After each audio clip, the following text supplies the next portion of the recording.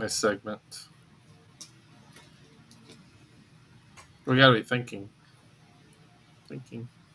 Take a second, think about it, and then guess.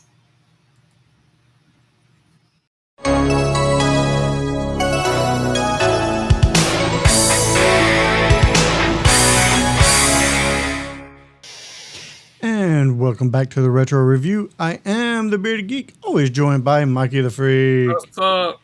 And Dirty Sanchez himself, Steve. What's up? What's up, everybody? I have more than just a mustache, asshole. We don't want to know what you do with your below parts. All right. I am fucking... If you haven't figured it out, we are reviewing the movie Waxworks 2. Lost in Time. Yes, but before we get into it, let's check out that trailer. Yes, let's. Yeah, this is a fun one. Let's.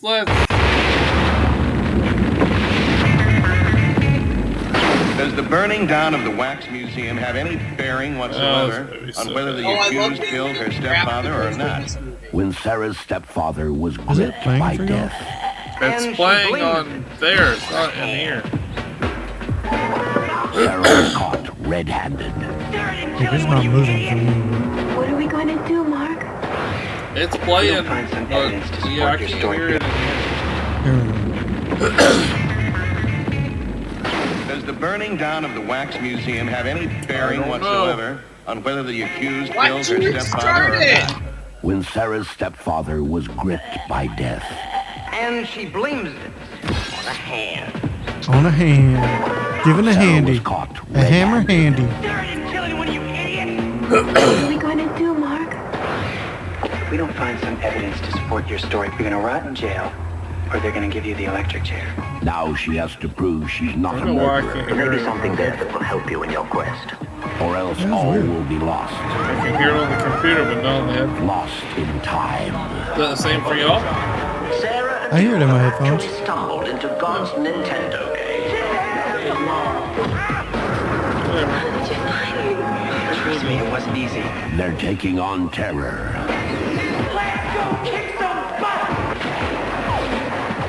Fighting the forces of evil. I mean, it's not our problem what kind of diabolical scheme he's planning to unleash upon civilization. Oh, yes. Night of And the Dawn of changing the Dead, face if of you will. horror. But Alien. In a swashbuckling, eye-popping, mind-blowing that was race just against weird time. as. Yeah, there's so much shit. You ain't seen nothing yet. Zach Galligan, Monica Schneider, Bruce Campbell, David Carradine, Martin Kemp, Alexander Goodenough, and Patrick McNee. Alexander starring Goodenough. Lost in Time. More Lost in horror Time. than you can handle. I like that they give credit to Sir Wilfrid, who is in the film only in video. From the True. first one, right? Ah, hello, Mark. If you're watching this, I must be dead. Steve, why don't you tell us a little bit more about this movie? Oh, don't take too long. IMDb describes this as a couple that goes through time to fight evil, but I mean it's it's more than that. It's proving Sarah's innocence against the death of her father, who I'm pretty sure is Griff from Back to the Future. No. The homeless No? man? That's not the homeless dude? Oh, no, you're talking about Rat? No, it's Griff. You get out of here, you drug derelict pedestrian. That's Red. Red. That's Red. Red. I always thought that he calls him Griff. It's the same guy, though, right? I think it is, actually. Okay. It is. I didn't look into it, but I thought it was. right now, and it is Red the Bum. Yeah. It's so funny. His name's Red. Yeah. And they go through time, fighting, and there's a lot of parodies of what you saw in the trailer. Alien and Dawn of the Dead is in there. They cover Frankenstein. They cover Dracula. They it's a lot, but it's I don't know. Jekyll I and like Hyde, too, I think, at one point. it. No, Jack the Ripper. Jack the Ripper. Jack the Ripper, yeah. Oh yeah, Jekyll and Hyde might have been one. Yeah, because he drinks the potion, and then they come through, and then he looks at the potion like, "What the fuck am I drinking?" Yeah, man. Mikey the Freak, tell us what you thought about this movie. I'd rather not. Bearded Geek. No, I did. I did think that this movie was better than the first one. Still had the corny. You shut up. I get it. Just stop. I get it. I understand. So it is better than this one. Better than the first one. I'm sorry. I do like how they kind of go through time and they kind of poke fun at those different events. Like we said, Jack the Ripper and Jekyll and Hyde and stuff. I thought that was kind of interesting. I don't understand why Zach Galligan signed for 2 movies. I thought this was I don't know. I thought he would be done with the Gremlins stuff, but either way. Well, he made a sequel to that one too, and I'm pretty sure the sequel was in between these 2 movies. I know. I don't understand that either.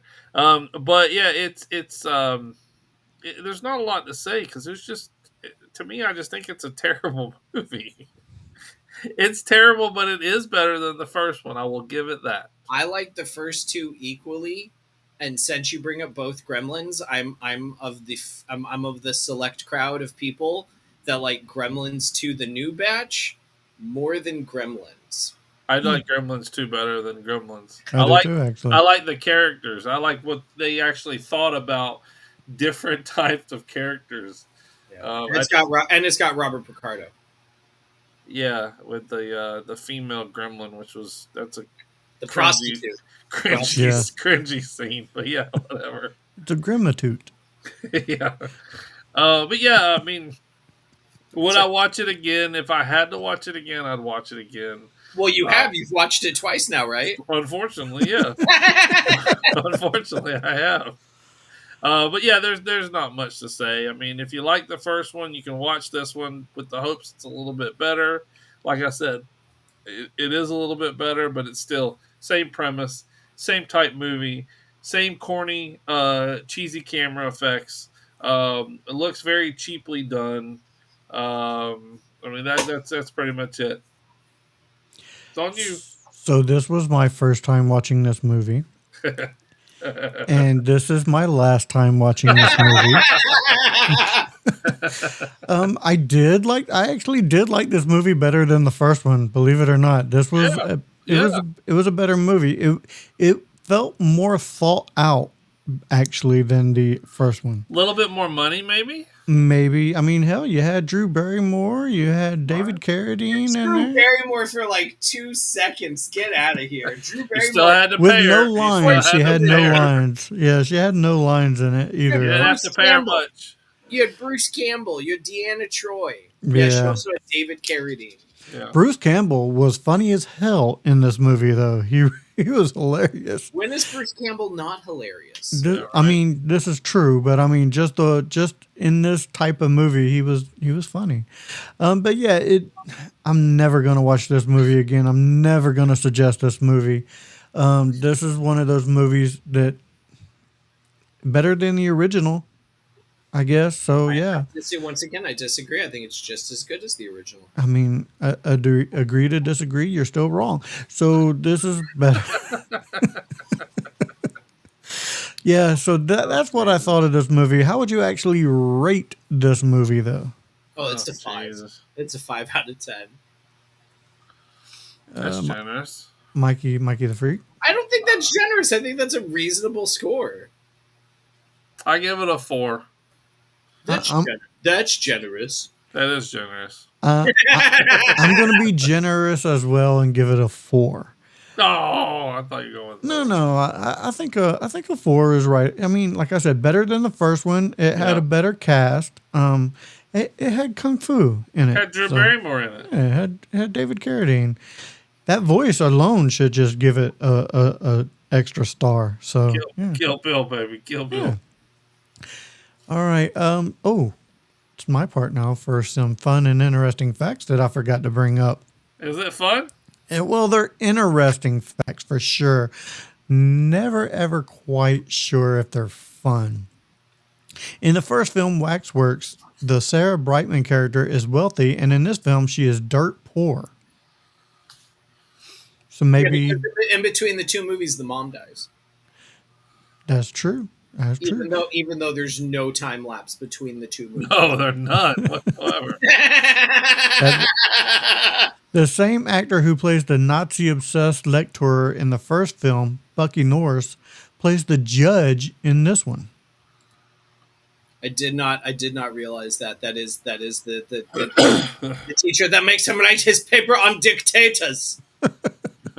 And the flying saucer landing scene on Sarah's stepfather's television is from Lobster Man from Mars. So there you go. There's some interesting-ish facts. Steve, what do we have for a soundtrack on this movie?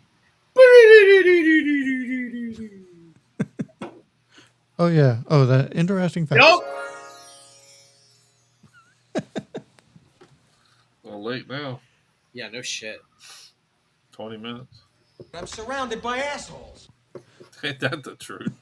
All right. Here is your soundtrack.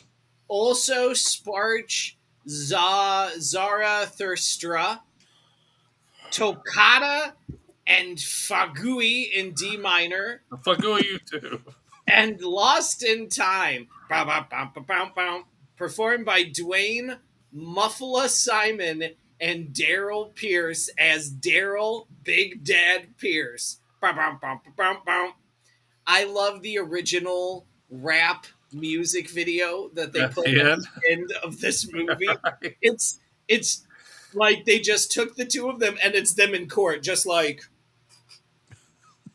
dancing around doing dumb shit while these guys are rapping around like Lost in Time. I think I turned it off by that point. Oh, that was actually good. I thought that was fun. You should. No, I'm dead serious, Kev. Yeah, watch the end of it. You should watch just the credits. Just skip right to the credits and just watch the music video. At least a minute or two. You don't have to watch the whole thing. Okay.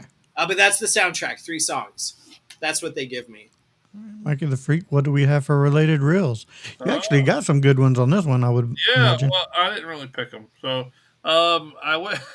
Sorry. Cameo by Drew Barrymore we talked about. This is the first time... I've only seen this movie twice, so it took me 50% of the time to find her. So Zach Galligan, of course, Gremlins 1, 2, Warlock, the Armageddon. So another little scary movie. And then what? Sorry, you said Warlock Armageddon. Do you have the year that came out? I don't fucking know. I have to look it up. I'll have to look that up separately because there is a movie called Warlock and they made a sequel. And I'm like, did they make more shitty sequels to an already shitty movie? It looks like it was an older movie. It's Zach, so he's making shitty movies. It's shitty sequels, too.